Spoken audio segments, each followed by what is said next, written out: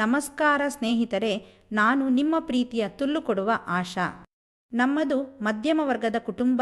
ಅಪ್ಪ ಪಂಚಾಯತ್ನಲ್ಲಿ ಕೆಲಸ ಮಾಡುತ್ತಿದ್ದರೆ ಅಮ್ಮ ಮನೆಯಲ್ಲಿ ಇದ್ದುಕೊಂಡು ಚಾಟಿಂಗ್ ಕೆಲಸ ಮಾಡುತ್ತಾಳೆ. ನಾವೇನು ಅಷ್ಟೇನು ಶ್ರೀಮಂತರಲ್ಲದಿದ್ದರೂ ಹೊಟ್ಟೆಗೆ ಬಟ್ಟೆಗೆ ಏನೂ ಕೊರತೆ ಇರಲಿಲ್ಲ. ನನಗೆ ಮೊದಲಿನಿಂದಲೂ ಕಾಮ ಸ್ವಲ್ಪ ತೀರಾ ಹೆಚ್ಚು. ನಾನು 10ನೇ ತರಗತಿಯಲ್ಲಿರುವಾಗ ನಮ್ಮ ಮನೆಗೆ ಮೊಬೈಲ್ ತಂದಿದ್ದ ಅಪ್ಪ 350 ರೂಪಾಯಿಯ ರೀಚಾರ್ಜನ್ನು ಕೂಡ ಮಾಡಿಸಿದ್ದರು. ನಾನು ಮೊದಲಿಗೆ ಯೂಟ್ಯೂಬ್ಗೆ ಹೋಗಿ ಅಶ್ಲೀಲ ವಿಡಿಯೋ ಎಂದು ಸರ್ಚ್ ಕೊಟ್ಟಾಗ ಕೆಲವು ಸಿನಿಮಾಗಳ ಕ್ಲಿಪ್ಗಳು ಬಂದವು. ಅವುಗಳನ್ನು ನಾನು ನೋಡುತ್ತಿರುವಾಗಲೇ ಕಾಮ ತುಸು ಜಾಸ್ತಿಯಾಗುತ್ತಾ ಬರುತ್ತಿತ್ತು. ಅಂದಿನಿಂದಲೇ ತುಲ್ಲಿಗೆ ಬೆರಳು ಬಿಟ್ಟುಕೊಳ್ಳುವ ಚಟವನ್ನು ಶುರು ಮಾಡಿಕೊಂಡೆ. ಒಂದಿನ ನಾನು ಹೀಗೆ ಮೊಬೈಲಿನಲ್ಲಿ ಆಟವಾಡುತ್ತಿರಬೇಕಾದರೆ ಗೂಗಲ್ಗೆ ಹೋಗಿ ಅಶ್ಲೀಲ ವಿಡಿಯೋ ಎಂದು ಸರ್ಚ್ ಕೊಟ್ಟೆ. ಆಗ ಹಲವಾರು ವಿಡಿಯೋಗಳ ವೆಬ್ಸೈಟ್ಗಳು ನನ್ನ ಕಣ್ಣ ಮುಂದೆ ಬಂದವು ಮತ್ತು ನಾನು ಅದರಲ್ಲಿ ಒಂದನ್ನು ಕ್ಲಿಕ್ ಮಾಡಿದಾಗ ಕೆಲವು ದೆಂಗಾಟದ ವಿಡಿಯೋಗಳು ನನಗೆ ಸಿಕ್ಕವು. ಅದೇ ಮೊದಲ ಬಾರಿಗೆ ನನಗೆ ರಿಯಲ್ ಸಂಭೋಗ ಎಂದರೇನೆಂದು ಗೊತ್ತಾಗಿದ್ದು. ನನಗೆ ಆ ವಿಡಿಯೋಗಳನ್ನು ನೋಡುತ್ತಾ ಕಾಮ ತಡೆಯಲಾಗಲಿಲ್ಲ. ನಾನು ವಿಡಿಯೋ ನೋಡುತ್ತಾ ತುಲ್ಲಿಗೆ ಬೆರಳು ಬಿಟ್ಟುಕೊಳ್ಳುತ್ತಾ ಸುಖಪಡಲು ಶುರು ಮಾಡಿಕೊಂಡೆ. ನಂತರ ತುಂಬ ವಿಡಿಯೋಗಳನ್ನು ನೋಡಿಯಾದ ಮೇಲೆ ರಸ ಸುರಿಸಿಕೊಳ್ಳುತ್ತಿದ್ದೆ. ಅಷ್ಟರ ಹೊತ್ತಿಗೆ ಹುಡುಗನ ಜೊತೆ ಮಾಡಿಸಿಕೊಳ್ಳಬೇಕೆಂಬ ಆಸೆ ತೀರಾ ಹೆಚ್ಚೇ ಜನ್ಮ ತಾಳಿತ್ತು. ಅಂದ ಹಾಗೆ ನನ್ನ ಮೈಮಾಟದ ಬಗ್ಗೆ ಹೇಳಲು ಮರೆತಿದ್ದೆ. ಈಗ ಹೇಳುತ್ತೇನೆ ಕೇಳಿ. ನಾನೊಬ್ಬಳು ಅಪ್ರತಿಮ ಸುಂದರಿ. ನನ್ನ ತಾಯಿಯಿಂದ ವರದಾನವಾಗಿ ಬಂದ ದೊಡ್ಡ ಮೊಲೆಗಳು, ದಪ್ಪ ದಪ್ಪದಾದ ಕೆಂಪು ತುಲ್ಲು, ಬಿಳಿ ಬಿಳಿ ಮೈಬಣ್ಣ, ಬಾಳೆದಿಂಡಿನಂತಹ ತೊಡೆಗಳು, ಉದ್ದವಾದ ಕೇಶರಾಶಿ ಇವೆಲ್ಲವನ್ನೂ ನೋಡಿ ನಿಮ್ಮ ತುಣ್ಣೆ ಉಬ್ಬುವುದಂತೂ ಗ್ಯಾರಂಟಿ. ಅಷ್ಟೂ ಚೆನ್ನಾಗಿದ್ದೇನೆ ನಾನು. ಅದೊಂದು ದಿನ ನಾನು ತುಂಬ ವಿಡಿಯೋಗಳನ್ನು ನೋಡಿ ರಸ ಸುರಿಸಿಕೊಂಡು ಮಲಗಿದ್ದೆ. ಆಗ ನನ್ನ ಅಪ್ಪ ನನ್ನ ರೂಮಿನ ಒಳಗೆ ಬಂದವರು, ಮಗಳೇ ಮಲಗಿದ್ದೀಯೇನಮ್ಮ ಎಂದು ಮಾತನಾಡಿಸಿದರು. ತುಂಬ ವಿಡಿಯೋ ನೋಡಿ ನನ್ನ ಮನಸ್ಸೆಲ್ಲ ಹಾಳಾಗಿತ್ತು. ನನ್ನ ಎದುರಿಗಿರುವವರು ನನ್ನ ಅಪ್ಪ ಎಂದು ತಿಳಿದಿದ್ದರೂ ನಾನು ಅವರನ್ನು ಒಬ್ಬ ಗಂಡಸಂತೆ ಮಾತ್ರ ನೋಡಿದೆ. ನನ್ನ ಕಣ್ಣುಗಳು ಎಷ್ಟೇ ಪ್ರಯತ್ನಪಟ್ಟರೂ ಅವರ ತುಣ್ಣೆಯ ಕಡೆ ನೋಡುವುದು ಮಾಡುತ್ತಿದ್ದವು. ಮಳೆಗಾಲದ ಸಮಯವಾದ್ದರಿಂದ ಒಬ್ಬ ಗಂಡಸಿನ ಆಲಿಂಗನದ ಜೊತೆಗೆ ತುಣ್ಣೇನ ನನ್ನ ತುಲ್ಲಿನೊಳಗೆ ಬಿಟ್ಟುಕೊಂಡು ಬೆಚ್ಚನೆ ಅವನ ಜೊತೆ ದೆಂಗಿಸಿಕೊಳ್ಳುತ್ತಾ ಮಲಗಬೇಕು ಅನಿಸುತ್ತಿತ್ತು. ಯಾರಾದರೂ ಸರಿಯೇ, ಕೊನೆಗೆ ನನ್ನ ಅಪ್ಪನಾದರೂ ಸರಿಯೇ ಅಂತ ಅನ್ನಿಸುತ್ತಿತ್ತು. ನಾನು ಅಪ್ಪನನ್ನು ನೋಡುತ್ತಾ ಬೆಡ್ಶೀಟ್ನ ಒಳಗೆ ನನ್ನ ತುಲ್ಲು ಸವರಿಕೊಳ್ಳುತ್ತಿದ್ದೆ. ಅಪ್ಪ ನನ್ನನ್ನು ಮಾತನಾಡಿಸಿ ನನಗೆ ಗುಡ್ ನೈಟ್ ಹೇಳಿ ಅವರು ಅಲ್ಲಿಂದ ಹೊರಟು ಹೋದರು. ಅವರು ಹೋದ ಮೇಲೆ ನನಗೆ ನನ್ನ ಮೇಲೆಯೇ ನಾಚಿಕೆಯಾಯಿತು. ಏನಾದರಾಗಲಿ ಇದಕ್ಕೊಂದು ಪರಿಹಾರ ಕೊಂಡುಕೊಳ್ಳಲೇಬೇಕು. ಹೇಗಾದರೂ ಮಾಡಿ ಒಬ್ಬ ಹುಡುಗನ ಜೊತೆ ಮಲಗಲೇಬೇಕೆಂದು ನಿರ್ಧರಿಸಿದೆ. ಮಾರನೇ ದಿನ ಚೆನ್ನಾಗಿ ರೆಡಿಯಾಗಿ ಕಾಲೇಜಿಗೆ ಹೋದೆ. ಅವರು ಹೋದ ಮೇಲೆ ನನಗೆ ನನ್ನ ಮೇಲೆಯೇ ನಾಚಿಕೆಯಾಯಿತು. ಏನಾದರಾಗಲಿ ಇದಕ್ಕೊಂದು ಪರಿಹಾರ ಕೊಂಡುಕೊಳ್ಳಲೇಬೇಕು.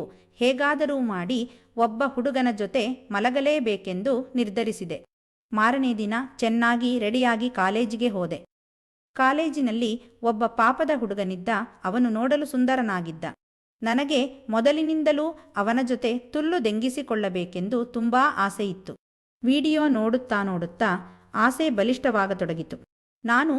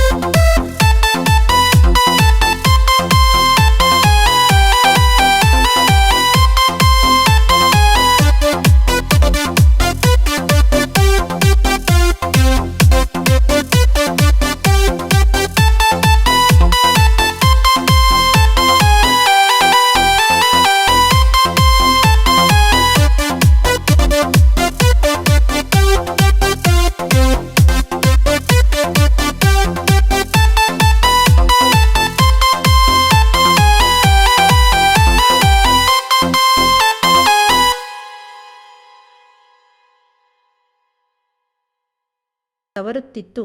ನಾನು ಅವನ ಚುಂಬಿಸುವಿಕೆಗೆ ಸಹಕರಿಸುತ್ತಾ ಅವನ ತುಣ್ಣೆಯನ್ನು ಪ್ಯಾಂಟಿನ ಮೇಲೆಯೇ ಸವರುತ್ತಿದ್ದೆ.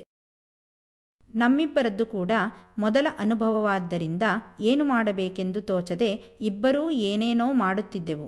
ಅಷ್ಟು ಹೊತ್ತಿಗಾಗಲೇ ನನ್ನ ತುಲ್ಲು ಲೋಳೆ ರಸದ ಪ್ರವಾಹವನ್ನೇ ಉಕ್ಕಿಸಿತ್ತು. ನನ್ನ ಕಾಚ ಆ ಪ್ರವಾಹದ ರಸದಲ್ಲಿ ತೊಯ್ದು ಹೋಗಿತ್ತು. ನಂತರ ಆಚೀಚೆ ನೋಡಿದ ಪ್ರವೀಣ್ ಅಲ್ಲೇ ಸ್ವಲ್ಪ ಆಚೆ ಹೋಗಿ ಸೊಪ್ಪುಗಳನ್ನು ತಂದು ಮಂಚದ ಥರ ಮಾಡಿ ನನ್ನನ್ನು ಅದರ ಮೇಲೆ ಮಲಗಿಸಿದ. ನಾನು ನಾಚಿಕೆಯಿಂದ ಕಣ್ಣು ಮುಚ್ಚಿಕೊಂಡಿರಬೇಕಾದರೆ ನನ್ನ ಮೇಲೆ ಬಂದ ಆತ, ಆಶಾ, ನೀನೊಬ್ಬಳು ಅಪ್ರತಿಮ ಸುಂದರಿ ಕಣೆ. ನಾನು ದಿನರಾತ್ರಿ ನಿನ್ನ ತುಲ್ಲು ಮತ್ತು ತಿಕವನ್ನು ನೆನೆದು ಜಟಕಾ ಹೊಡೆದುಕೊಳ್ಳುತ್ತಿದ್ದೆ. ಆದರೀಗ ನಿನ್ನ ತುಲ್ಲು ಮತ್ತು ತಿಕವನ್ನು ರಿಯಲ್ ಆಗಿ ನೋಡುವ ಅವಕಾಶ ಒದಗಿ ಬಂದಿದೆ.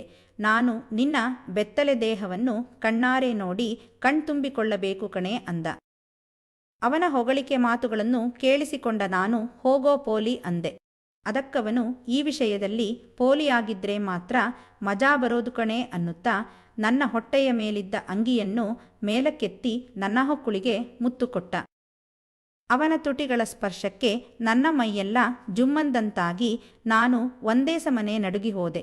ಮೊದಲು ನನ್ನ ಚೂಡಿದಾರದ ಪ್ಯಾಂಟ್ ಕಳಚಿದ ಆತ ನನ್ನ ಕೆಂಪು ಕಾಚಾವನ್ನು ನೋಡಿ ಅದರ ಮೇಲೆ ಒಂದು ಮುತ್ತು ಕೊಟ್ಟ.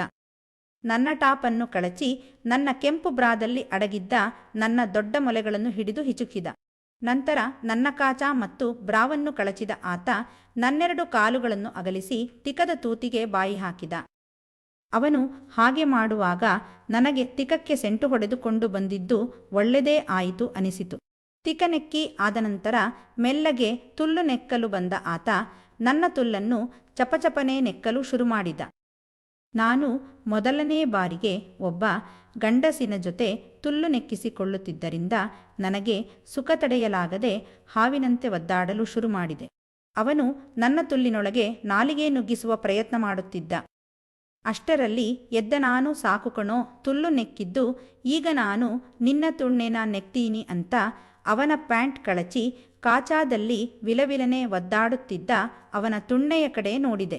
ನಂತರ ತನ್ನ ಅಂಗಿಯನ್ನು ತಾನೇ ಕಳಚಿದ ಆತ ಪೂರ್ತಿ ಬೆತ್ತಲಾದ. ಈಗ ನಾವಿಬ್ಬರೂ ಒಬ್ಬರನ್ನೊಬ್ಬರ ನಗ್ನದೇಹವನ್ನು ನೋಡಿಕೊಳ್ಳುತ್ತಿದ್ದೆವು. ನಂತರ ಅವನ ತುಣ್ಣೆಯನ್ನು ಹಿಡಿದು ಚಪಚಪನೆ ಚೀಪಿದ ನಾನು ತರತರಹದ ಸುಖ ಕೊಟ್ಟೆ. ನಂತರ ಅವನ ತರಡು ಬೀಜಗಳಿಗೆ ಬಾಯಿ ಹಾಕಿ ಅವನಿಗೆ ಅಲ್ಲಿ ಸುಖದ ಅನುಭವ ನೀಡಿದೆ. ನಾನು ಚೀಪುತ್ತಿರಬೇಕಾದರೆ ನನ್ನ ತಲೆ ಕೂದಲನ್ನು ಹಿಡಿದ ಆತ, ಸಾಕು ಕಣೆ ಚೀಪಿದ್ದು, ಬಿಟ್ರೆ ರಸ ಬಂದು ಬಿಡುತ್ತೆ, ಆಮೇಲೆ ನಿನ್ನ ತುಲ್ಲು ಕೆಯ್ಯೋಕ್ಕಾಗಲ್ಲ ಅಂತ ಹೇಳಿದ. ನಾನಾಗ ನಗುತ್ತಾ ಎದ್ದು ತುಟಿಗಳಿಗೆ ಮತ್ತೊಮ್ಮೆ ತುಟಿಯಿಟ್ಟು ದೀರ್ಘವಾದ ಚುಂಬನ ನೀಡಿದೆ.